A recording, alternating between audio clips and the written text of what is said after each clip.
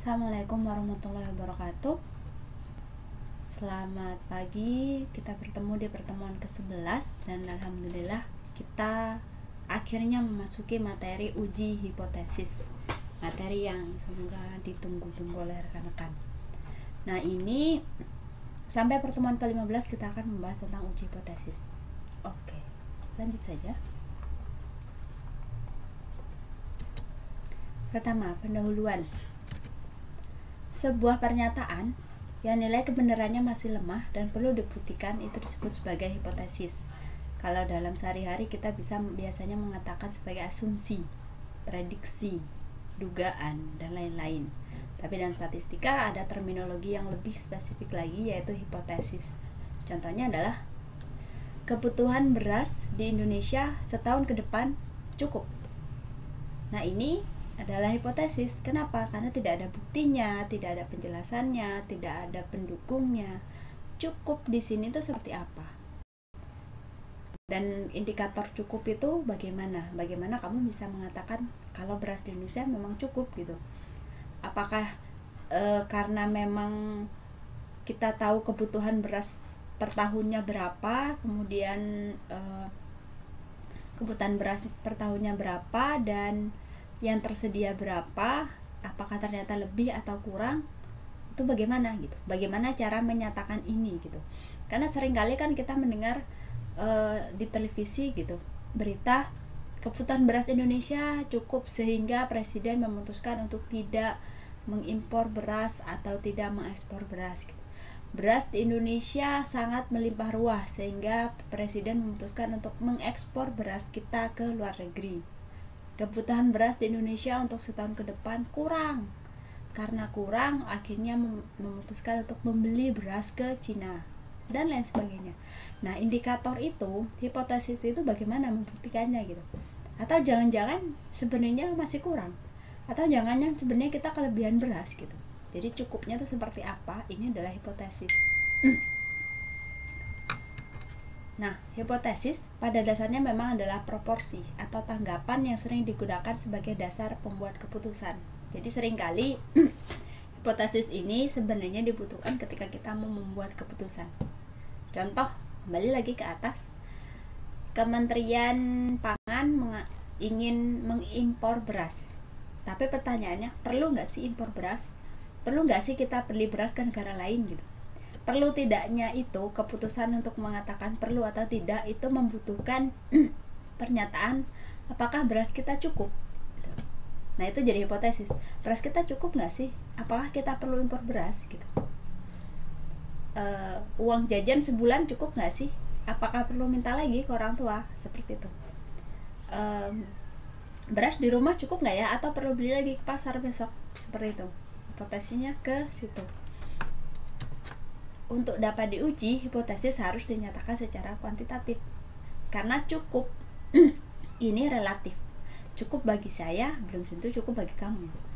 Beras sehari 1 on cukup bagi saya makannya dikit. Tapi bagi beberapa keluarga yang anggota keluarganya lebih dari 5, beras 1 kilo itu tidak cukup gitu. Karena kebutuhannya lebih banyak gitu. Jadi cukup ini relatif.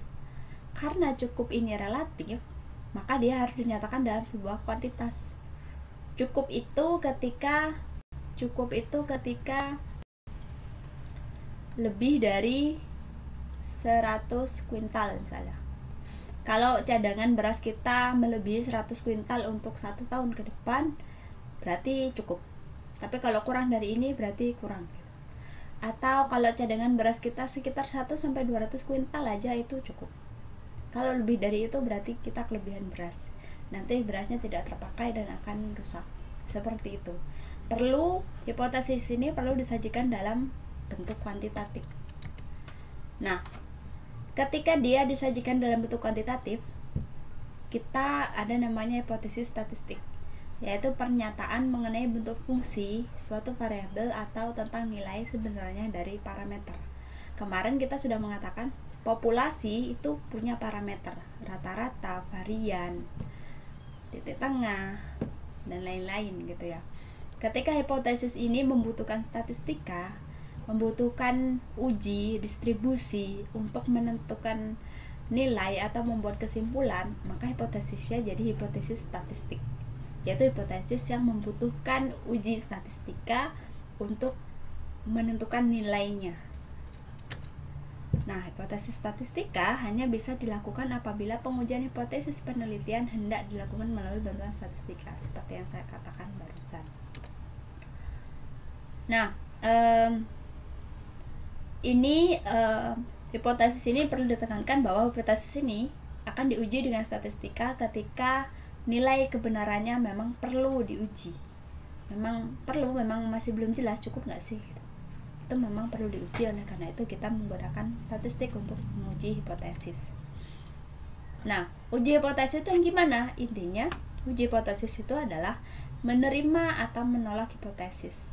Ketika menteri mengatakan, Pak, kebutuhan beras Indonesia cukup, Presiden melalui uji statistika boleh menerima hipotesis tersebut, boleh menerima pernyataan bahwa kebutuhan beras Indonesia cukup, boleh juga menolak dengan mengatakan no, ini tidak cukup, datanya seperti ini, gitu. Hanya ke situ. Intinya hipotesis itu tuh diuji untuk diterima atau ditolak. Nah, hipotesis penelitian, ya memang ketika hipotesis itu diuji menggunakan statistika, otomatis itu ada di dalam lingkup penelitian. Otomatis kaidah-kaidah penelitian,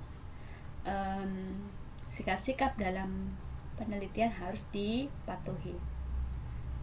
Dalam banyak penelitian, hipotesis penelitian perlu diuji secara empiris dengan data lapangan yang seringkali bersifat acak. Secara empiris artinya ya harus ada datanya, jelas, harus benar-benar ada itu data dan harus real. Nah, data tersebut membutuhkan statistika dalam pengujian kebenarannya. Nah, hipotesis penelitian seringkali tidak bersifat mutlak, melainkan relatif. Kenapa bisa begitu? Oke, tahun ini telah disimpulkan bahwa kebutuhan beras Indonesia memang cukup. Tapi tahun depan bisa jadi tidak cukup. Atau tahun depan bisa jadi masih cukup. Kan kita nggak ada yang tahu ya. Siapa tahu kita sedang dilanda banjir bandang, jadi sawahnya tidak menghasilkan padi, atau misalnya kita sedang sangat subur sehingga semua padinya tumbuh baik dan berkualitas gitu. Nggak ada yang tahu. Jadi semua hasil hipotesis penelitian selalu bersifat relatif. Dia tidak mutlak.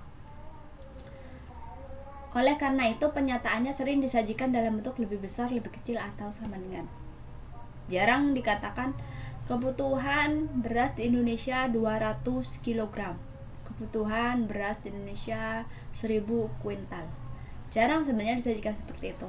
Tapi disajikannya adalah kebutuhan beras di Indonesia sekitar 200 sampai 300 atau lebih dari atau kurang dari. Jadi seperti kemarin waktu kita belajar estimasi, ada titik, ada estimasi yang rentang. Penelitian juga seperti itu. Hipotesisnya seringkali disajikan dalam bentuk rentang antara A sampai B. Karena ya sifat relatif itu sendiri, tidak mutlak itu sendiri. Kalau titik kan terlalu saklek ya, dan itu terlalu sulit untuk dicari kebenarannya. Nah, adanya error pada setiap data sampel acak. Kan kita melakukan sampel acak, ada kemungkinan error itu terjadi. Selain itu, sifat relatif pada hipotesis statistika menyebabkan hipotesis ini tidak bisa langsung diuji, tidak bisa dites secara langsung, tapi menggunakan silogisme yang memunculkan dua buah hipotesis, yaitu hipotesis nol dan hipotesis alternatif. Apapun hipotesisnya, apapun asumsinya, apapun penelitian yang ingin kita buktikan kebenarannya, harus disajikan dalam bentuk hipotesis nol dan hipotesis alternatif. Seperti itu. Ini adalah kaidah melakukan hipotesis penelitian. Contohnya bagaimana? Nanti kedua hipotesis ini dihubungkan dengan dalam uji sebagai bentuk penerimaan hipotesis atau penolakan hipotesis. Ini ada contohnya. Nih, penerimaan hipotesis berarti dia penerimaan H0, hipotesis 0 berarti dia menolak HA, karena H0 dengan HA ini bertolak belakang. Hipotesis 0 dan hipotesis alternatif bertolak belakang. Penolakan H0 berarti penerimaan HA. Jadi ketika H0 diterima, berarti ini harus ditolak. Ketika ini ditolak, ini harus diterima. Gitu. Gimana maksudnya? H0 yang HA seperti apa? Kita bahas selanjutnya. Oke, tadi hipotesis penelitian. Sebenarnya tidak semua hipotesis membutuhkan statistik. Ketika penelitiannya lebih bersifat kualitatif, yang membutuhkan analisa deskriptif, itu nggak perlu kita pakai statistik. Tapi ketika kita butuh data kuantitatif untuk membuat kesimpulan, maka kita menggunakan hipotesis yang bersifat statistik. Itu seperti apa? Ya H0 HA tadi. Penerimaan hipotesis, ingat H0 tadi, kita kenapa harus membuat H0 dan HA? Yang mana H0 dan HA ini bertolak belakang. Karena tujuannya adalah untuk melihat apakah H0 ini diterima atau ditolak. Diterima atau ditolak. Ingat, penerimaan hipotesis hanya menegaskan bahwa data yang diperoleh tidak memberi cukup bukti untuk mempercayainya. Sedangkan penolakan suatu hipotesis menunjukkan bahwa bukti dari sampel membantah kebenaran yang diajukan hipotesis atau bahwa hipotesis tersebut salah. Bagaimana maksudnya? Ada contohnya. Pertama, kita punya hipotesis H0 misalnya. Kita punya H0 yang mengatakan bahwa semua mahasiswa Unuja memiliki motor. Semua mahasiswa Unuja memiliki sepeda motor. Ini adalah hipotesis. Mahasiswa Unuja adalah populasi ya. Mahasiswa Unuja adalah populasi. Nah, ingat, hipotesis ini, penelitian ini statistik. Dia tidak mendata populasi, tapi dia mereduksi populasi menjadi sampel. Jadi tidak semua mahasiswa Unuja akan kita ambil data mengenai kepemilikan motor, tapi kita hanya akan mengambil sampel. Dari mahasiswa Unuja diambillah sampel 100 orang dan didata kepemilikan motornya. Diambil 100 orang. Pengambilan sampel. Kemudian ketika semua sampel memiliki motor, ketika 100 orang ini memiliki motor, maka H0 diterima. H0 diterima. H0 diterima.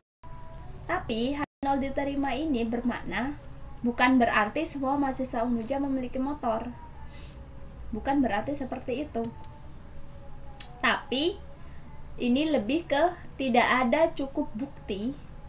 Tidak ada cukup bukti untuk mempercayai apakah semua mahasiswa Unuja memiliki motor. Atau tidak ada cukup bukti untuk menolak hipotesis ini. Kenapa? Karena yang memiliki motor hanya 100 orang ini yang kita tahu. Sampel 100 orang ini kita tahu memang memiliki sepeda motor. Tapi siapa tahu ada satu orang di luar 100 ini yang merupakan mahasiswa Unuja tidak punya motor. Kita tidak tahu gitu. Oleh karena itu, penerimaan H0 itu tidak menjamin bahwa hipotesis ini benar. Tapi penerimaan H0 itu menjamin bahwa tidak ada cukup bukti untuk menolak ini gitu. Jadi misalnya kita itu tidak bisa mengatakan bahwa hipotesis ini salah, tapi kita juga tidak bisa mempercayai hipotesis ini sepenuhnya gitu. Itu adalah fungsi, itu adalah makna dari penerimaan hipotesis. Tapi ketika satu orang saja dari 100 orang ini, satu orang saja dari 100 orang ini tidak memiliki motor, satu orang saja berhasil terdata bahwa satu orang tidak punya motor, maka otomatis hipotesis ini salah. Maka otomatis pernyataan yang mengatakan semua mahasiswa Unuja pasti punya motor gitu. Satu orang saja tidak punya motor, pernyataan ini jadi salah. Ketika pernyataan itu jadi salah, maka hipotesisnya jadi ditolak. Ketika misalnya ada teman Anda mengatakan, anak Unuja pasti punya motor semua, kaya-kaya punya motor, saya bisa bilang, enggak, itu tidak benar. Buktinya, saya tidak punya motor. Itu tidak benar. Buktinya teman saya ada yang tidak punya motor dan dia mahasiswa Unuja. Berarti pernyataan Anda pasti salah. Itu di situ serunya dari hipotesis ya. Butuh satu data yang berbeda untuk menolak sebuah hipotesis. Tapi butuh data penuh untuk menerima hipotesis. Gitu. Jadi untuk mempercayai sebuah fakta, untuk mempercayai sebuah hipotesis, kita harus mendapatkan seluruh data. Tapi untuk menolak sebuah hipotesis, Anda cukup berikan satu data counternya gitu. Satu data yang berlawanan, itu sudah menunjukkan bahwa hipotesis ini salah. Gitu, arahnya ke situ. Itulah kenapa penelitian seringkali disajikan sedemikian rupa agar hipotesis ditolak.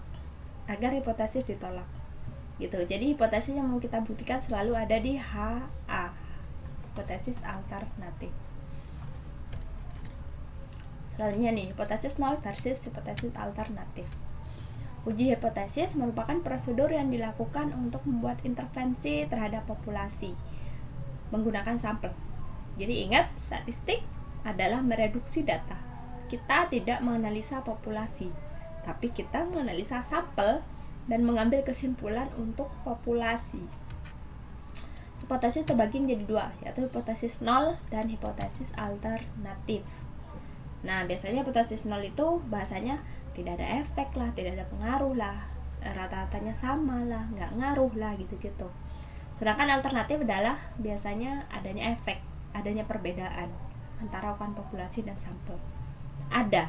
Kalau hipotesis nol itu nggak ada apa-apanya gitu, nggak ada apa-apanya, nggak ngaruh, nggak apa. Kalau hipotesis alternatif ada, pengaruh itu ada, satu data yang berbeda itu ada, perbedaan itu ada. Arahnya ke situ. Nanti kita bahas lebih jauh seperti apa. Kemudian ada taraf signifikansi. Pada pengujian hipotesis melalui sampel, terdapat probabilitas bahwa data sampel yang digunakan keliru. Misal, ada populasi nih, mahasiswa Unuja. Populasi mahasiswa Unuja. Kemudian sampelnya, ada kalanya pengambilan sampelnya itu keliru. Pengambilan sampel kan banyak ya, dan pengambilan sampel ini membentuk distribusi juga, seperti yang kita bahas beberapa minggu lalu, dan dia dinamakan distribusi sampling. Ada kalanya pengambilan sampelnya itu keliru, kepleset, error, kecelek lah, atau sampelnya ada yang salah gitu. Nah, ketika pada distribusi sampling ini terdapat besaran yang disebut kekeliruan baku atau standard error.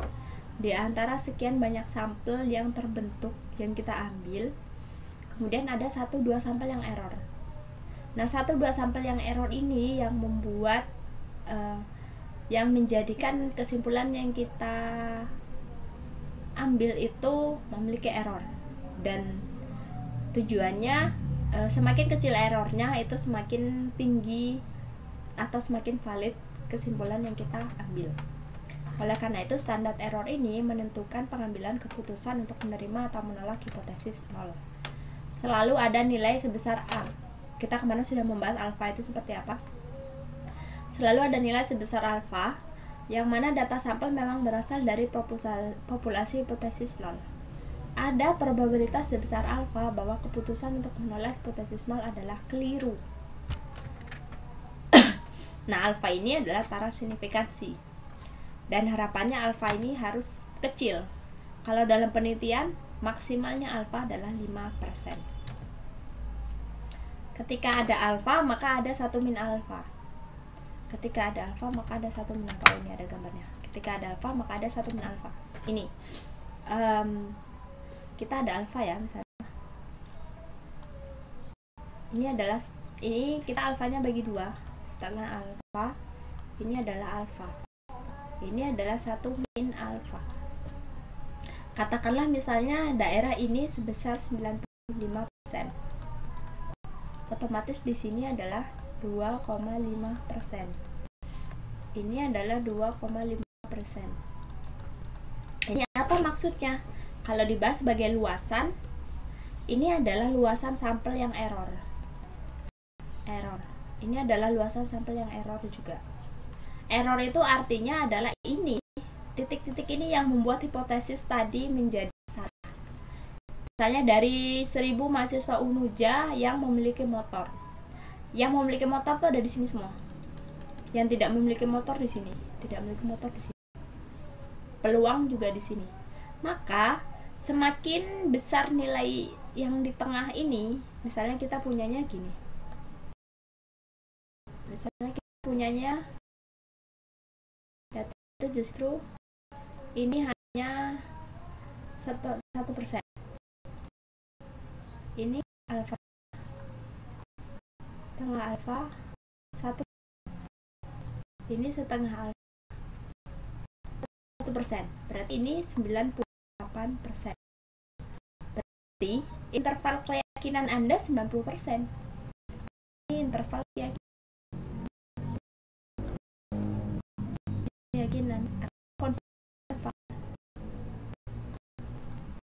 atau ini dikatakan derajat kepercayaan. Jadi bisa dikatakan saya yakin 98% mahasiswa Unuja itu memiliki motor. Hanya 2% yang error. Errornya adalah 2% tidak memiliki motor. Seperti itu, saya yakin. Jadi ketika saya mengatakan, oh mahasiswa Unuja pasti punya motor gitu. Kok bisa kamu bilang gitu? Seberapa yakin kamu? Oh 98% saya yakin gitu. Artinya, kalaupun ada yang punya motor, ada yang tidak punya motor, itu hanya 2% gitu. Dan ketika beneran ada yang tidak punya motor dan itu hanya 2%, itu nggak apa-apa. Pernyataan saya yang mengatakan bahwa mahasiswa Unuja pasti punya motor, itu masih benar. Kenapa? Karena saya punya interval keyakinan ini. Saya tidak punya ini, maka pernyataan saya, hipotesis itu masih belum jelas kebenarannya gitu. Itulah kenapa kita membutuhkan interval keyakinan dan standar error alfa ini, karena pernyataan itu tidak ada 100% benar, tapi ada yang 99% benar, 98% benar gitu. Kemudian lanjut, jenis kesalahan. Ada kalanya kita salah mengambil keputusan. Harusnya hipotesis itu diterima, tapi kita malah menolak gitu. Harusnya sebuah fakta itu kita percayai, tapi kita memilih untuk tidak percaya gitu. Ini misalnya ada sebuah keputusan, kita memutuskan 0, dan faktanya hipotesis 0 benar, maka tidak salah, kita sudah melakukan. Tapi ketika kita menerima hal, tapi ternyata hipotesis yang kita terima itu salah, maka ada.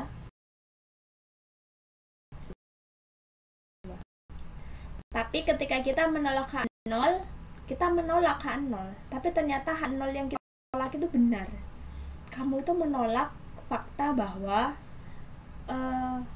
begadang itu membuat gendut. Kamu menolak fakta itu gitu. Kamu percaya, alah nggak akan gendut, aku hanya karena begadang gitu. Kamu menolak fakta itu, tapi ternyata itu benar gitu. Begadang itu bikin gendut. Itu adalah kesalahan. Kamu menolak kebenaran datang ke dirimu gitu. Tapi ketika kamu menolak fakta yang salah, kamu menolak hipotesis yang salah, itu berarti kamu benar. Di situ ya ada dua jenis kesalahan. Kita tidak banyak bahas ini, cuman kalian perlu tahu bahwa kemungkinan itu terjadi. Kemungkinan kalian menerima hipotesis yang salah atau menolak hipotesis yang benar yang seharusnya kalian terima. Kesalahan itu terjadi, namanya manusia. Kemudian ini adalah prosedur untuk menguji hipotesis. Ketika kita punya sebuah pernyataan. Apa tadi pernyataannya? Kebutuhan beras di Indonesia, kebutuhan beras di Indonesia cukup. Kebutuhan beras di Indonesia.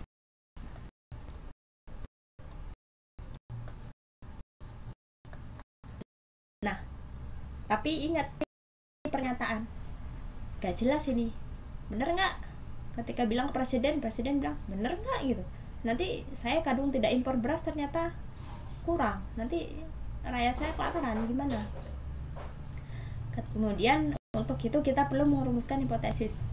Hipotesis itu ada dua, yaitu H dan A. Kemudian kita memilih, kita ini mau diuji pakai apa, uji Z, uji T, uji C square apa, kemudian diterapkan statistika ujinya, kemudian tentukan sebagai batas statistika uji harus ditolak atau diterima, kemudian kumpulkan data, kemudian counter posisinya. To the point saja, saya berikan satu contoh uji hipotesis. Minggu depan kita akan bahas lebih banyak jenis uji untuk kasus-kasus yang lebih berbeda. Ini adalah hipotesis rata-rata. Ada seorang pemilik rokok mempunyai asumsi, dia berhipotesis bahwa rata-rata kadar nikotin yang dikandung oleh setiap batang rokok adalah 20 mg. Dengan alternatifnya lebih kecil dari itu. Dari 9 batang rokok yang dipilih secara acak diperoleh hasil berikut. Batang rokok ini salah ya.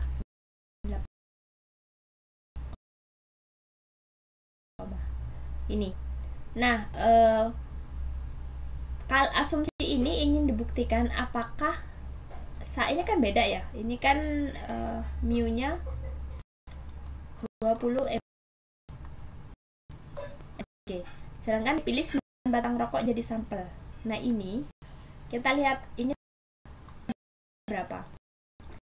Dari nilainya mana dah?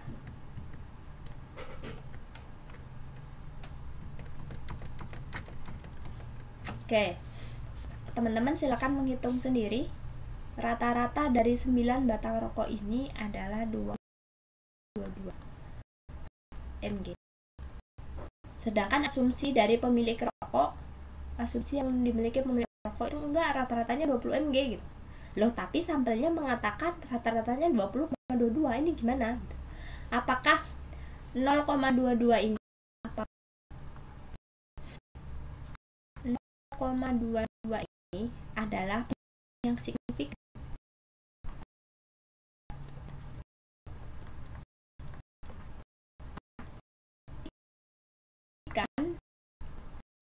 Arti kalau dihitung semua batang rokok dan dicari rata-ratanya, maka ini yang terjadi. Kalau dia tidak signifikan, ya oke, diambilnya cuma 9 rokok, makanya segini. Tapi kalau semua populasi, semua batang rokok dihitung rata-ratanya, pasti dapat ini. Itu. Pertanyaannya adalah apakah 0,22 ini adalah perbedaan yang signifikan? Kita arahnya ke situ. Ketika dia ada perbedaan yang signifikan, maka asumsi yang mengatakan bahwa rata-rata kadar nikotin dalam rokok ada 20 mg itu asumsi yang salah.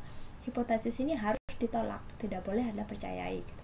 Tapi ketika ini adalah perbedaan yang tidak signifikan, nggak penting itu 0,22 doang gitu, nggak ngaruh gitu. Nah, itu berarti ini boleh diterima gitu. Ini ya cara mengerjakannya. Ini telat. Seorang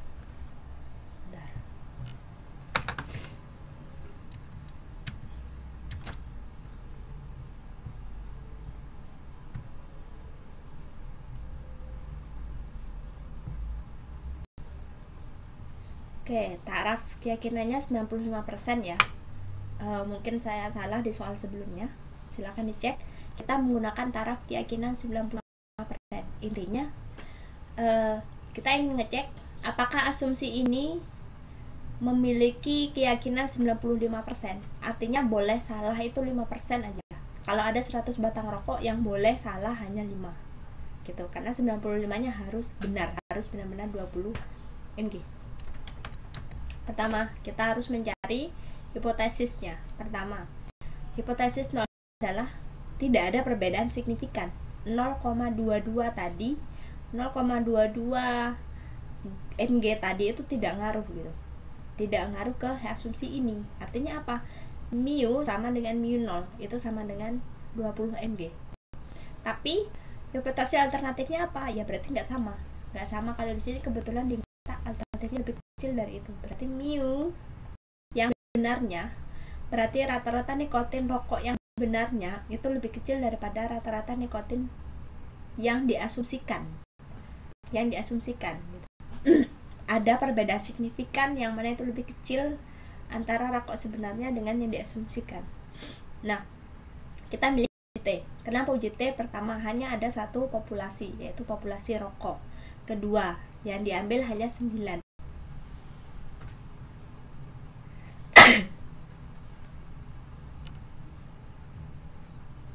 Yang diambil hanya 9.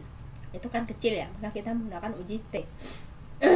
Kedua, taraf keyakinannya 95%. Berarti standar errornya berapa? Hanya 5%. Ketika 5% berarti di sini setengah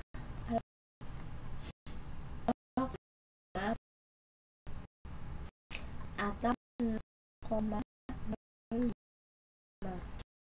Yang ini 0,25. Ini juga 0,25%.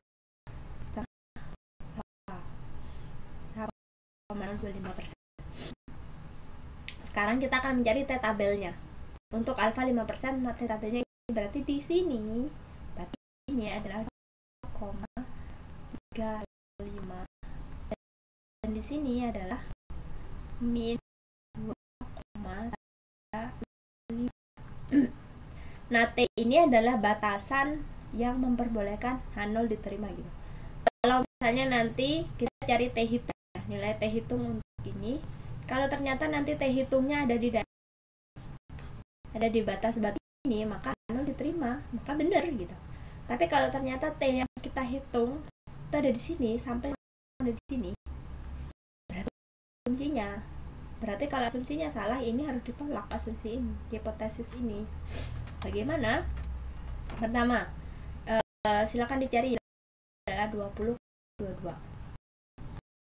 Silakan sendiri rata dari 9 batang rokok ini. Gitu. Kemudian kita cari S. Karena tidak diketahui di sini S-nya. Kalau sudah diketahui mah tinggal kerjakan. S-nya sudah, ini kita mencari T hitung. Rumusnya ini mirip dengan mirip dengan Z, beda di sini. Kalau yang bawah kan kalau yang bawah itu kan itu apa?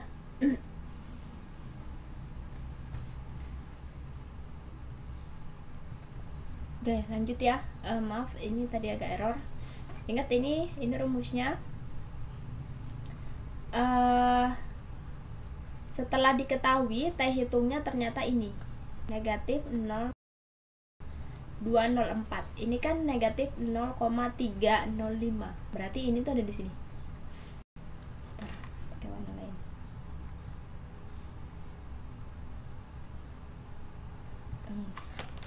Berarti ini ada di sini, negatif min 2,04 tuh ada di sini.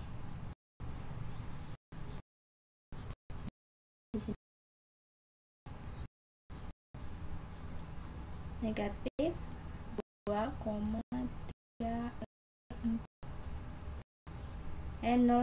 negatif 0, kok salah, tadi hapus dulu. 0,2 ya, 0,2 ya, berarti lebih dekat ke HO. Sini ya, sini ya, sini ingat ya, nya ini jadi negatif 0,204. Nah, dia ada di wilayah ini. T-nya ada di wilayah taraf keyakinan. Ada di wilayah di mana H0 diterima.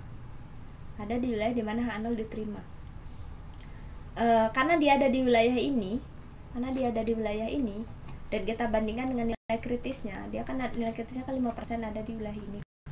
Ada di dalam dia. Ketika dia ada di dalam, maka T-tabel dari T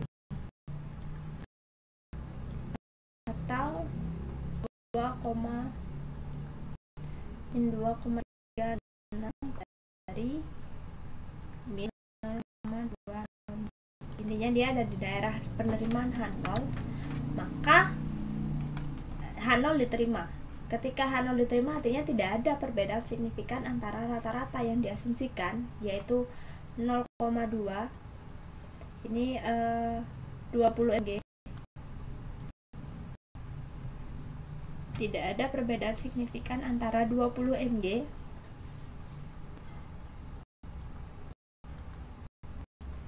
rata-rata sampel 20,22. Nggak ngaruh ini, dan 22 mg itu nggak ngaruh, tidak membuat asumsi ini jadi salah. Maka rata-rata kadar nikotin yang dikandung oleh setiap batang rokok memang 20 mg gitu, walaupun sampelnya tidak exactly 20 mg. Kenapa? Karena sampel ini masih berada di wilayah interval penerimaan H0 gitu. Itu adalah maksud dari uji hipotesis untuk ini. Ini hanya satu contoh, hanya satu rata-rata, hanya satu populasi. Ada banyak lagi hipotesis yang lain, uji yang lain. Kita menggunakan 2 populasi, membandingkan 2 populasi, membandingkan 2 data. Ada pengaruh atau tidak, kita akan bahas minggu depan. Jadi minggu depan kita akan membahas jenis-jenis uji yang lain dan bagaimana menguji hipotesisnya. Untuk pertemuan ke depan masih manual ya, masih seperti ini. Nanti pertemuan kedepannya lagi kita akan bahas yang bagaimana menggunakan Excel atau SPSS. Sekian untuk hari ini. Jika ada pertanyaan boleh disampaikan di Telegram. Saya akan berusaha menjawab sebaik mungkin. Mohon maaf jika ada kesalahan. Sampai jumpa minggu depan. Wassalamualaikum warahmatullahi wabarakatuh.